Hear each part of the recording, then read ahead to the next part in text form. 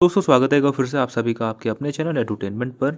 तो दोस्तों DGAMS है ना, नहीं DGAAFMS की तरफ से आप लोगों की वैकेंसीज आई हैं और टोटल आप लोगों की 113 वैकेंसी, जिसमें LDC की भी आप लोगों की वैकेंसी है, MTS की भी आप लोगों की वैकेंसी है, स्टेनो की भी आप लोगों की वैकेंसीज हैं। ठीक है, हो सकता है ये नोटिस मैंने आप लोगों को पहले दिखा दिया हो, लेकिन एक छोटा सा हम इसमें एक नई चीज़ ऐड करेंगे कि हम इसमें एक्सपेक्टेड कट ऑफ के बारे में बात करेंगे, खास करके LDC की, कि LDC की आप लोगों की कट ऑफ कितनी जा सकती है, क्योंकि ज़्यादातर जो कैंडिडेट इस यूट्यूब चैनल से जुड़े हुए हैं वो LDC वाले ही हैं और बाकी मतलब जो जनरल कॉम्पिटिटिव एग्जाम की तैयारी कर रहे हैं वही इसमें कैंडिडेट हैं, स्टेनो वाले इसमें कम ही होंगे। ठीक है, तो चलिए दोस्तों वीडियो को स्टार्ट करते हैं। देखो, अकाउंटेंट की बात करूँ तो पे लेवल 5 की आप लोगों की वैकेंसीज है, जिसमें टोटल आप लोगों की एक वैकेंसी है।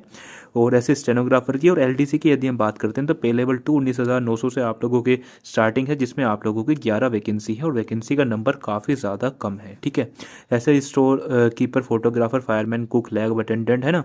और MTS की आप लोगों की वैकेंसी है 18,000, जिसका बेसिक पे होता है, जिसमें लगभग 29 आप लोगों की वैकेंसीज हैं। और इधर आप लोगों के जो हॉरिजॉन्टल रिजर्वेशन है, इनकी वैकेंसीज भी यहाँ पर दी गई हैं। ठीक है, तो टोटल आप लोगों की 113 वैकेंसीज हैं। अब जल्दी जल्दी बात कर लेते हैं एज लिमिट की, है ना। तो एज लिमिट की यदि हम बात करते हैं तो अकाउंटेंट अप टू 30 ईयर्स आप लोग चलेंगे और डिग्री कॉमर्स के अंदर आप लोगों की होनी चाहिए यदि आप अकाउंटेंट बनना चाहते हैं। स्टेनोग्राफर की बात करते हैं 18 से 27 तक के एज इंटरवल दिया गया है, जिसमें आप लोगों की 12 पास होनी चाहिए।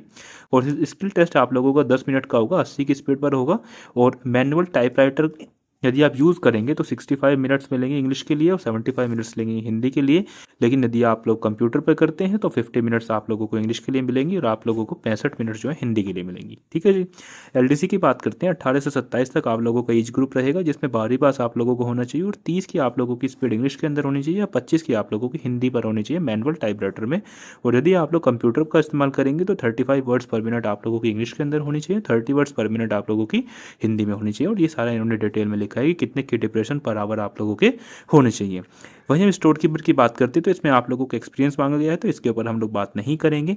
नीचे फोटोग्राफर की बात करते हैं तो इसमें भी आप लोगों को फोटोग्राफी के अंदर डिप्लोमा मांगा गया है, तो इस पर भी बात हम लोग नहीं करेंगे। फायरमैन की बात करते हैं तो इस पर एक बार बात कर लेते हैं, क्योंकि इसके अंदर आप लोगों को सिंपली मैट्रिकुलेशन चाहिए। साथ ही आप लोगों की जो हाइट है 165 मिनिमम है मेल्स के लिए, 155 मिनिमम है फीमेल्स के लिए, जिसके अंदर 5 सेंटीमीटर का रिलैक्सेशन दिया गया है। ठीक है जी। वेट का भी इन्होंने क्राइटेरिया दिया है, चेस्ट का और आई साइट आप लोगों की 6/6 ही होनी चाहिए। ठीक है, टेक्निकल का कुछ इस तरीके से है, इसमें आप लोगों का लाइसेंस भी मांगा गया है, तो इस पर भी हम लोग बात नहीं करेंगे। कुक की बात करते हैं तो कुक में आप लोगों को मैट्रिकुलेशन चाहिए, ठीक है, और प्रोफिशिएंसी चाहिए अपने ट्रेड के अंदर। लैब अटेंडेंट की बात करते हैं तो मैट्रिकुलेशन आप लोगों को साइंस होना चाहिए, है ना। और प्रेफरेबल करा जाएगा जिसके पास 1 साल का जो है वर्किंग का कुछ सर्टिफिकेट वगैरह होगा, तो उनको प्रेफर ज़्यादा किया जाएगा। MTS की बात करते हैं सिंपल आप लोगों को 10th पास होना चाहिए। ऐसे ट्रेड्समैन, वॉशरमैन, कारपेंटर, तिन स्मिथ, है ना, तो ये सारा आप लोग देख लेंगे खुद से। और ये सारा रिजर्वेशन का पूरा क्राइटेरिया है, वो सारा सेम सा ही रहता है। बात करते हैं मोड ऑफ सिलेक्शन की, तो देखो सिलेक्शन आप लोगों का होगा एग्जाम ही होगा, आप लोगों का रिटर्न टेस्ट होगा, जिसमें आप लोगों का 100 मार्क्स के क्वेश्चन आएंगे। एक टाइपिंग टेस्ट आप लोगों का कराया जाएगा, शॉर्ट हैंड कराया जाएगा, जिसका स्टेनोग्राफी का टेस्ट होना है।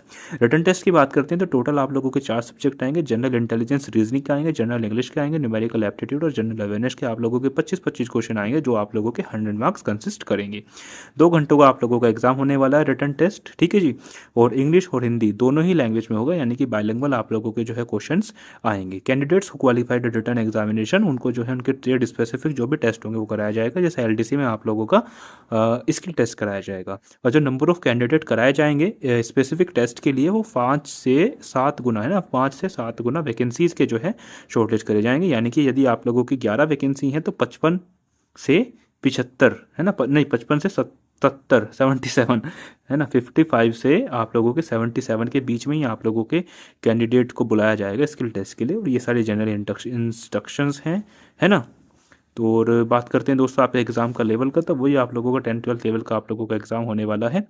और ये ऑफिशियल वेबसाइट है जहाँ पर आप लोग फॉर्म फिलअप कर सकते हैं और 6 फरवरी इसकी लास्ट डेट है। अब दोस्तों यहाँ पर आप लोगों ने एक चीज़ नोटिस करी होगी, देखो LDC को ले लो, चाहे आप अकाउंटेंट को ले लो, चाहे आप स्टेनोग्राफर को ले लो, स्टोर कीपर, फोटोग्राफर, फायरमैन, किसी को भी ले लो, यहाँ पर UR की कोई भी वैकेंसी नहीं दी गई है।